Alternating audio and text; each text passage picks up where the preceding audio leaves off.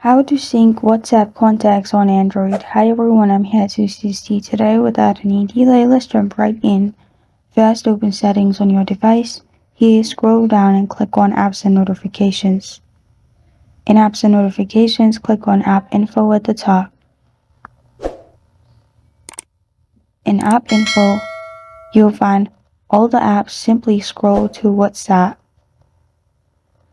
After you find WhatsApp, click on it.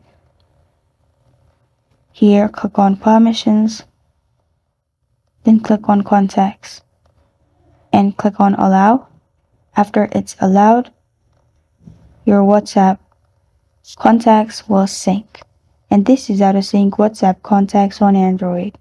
Thank you for joining me today. If this video helps you out, please leave a like and subscribe for more. Got a question or want to suggest a topic, comment below. Thank you for watching.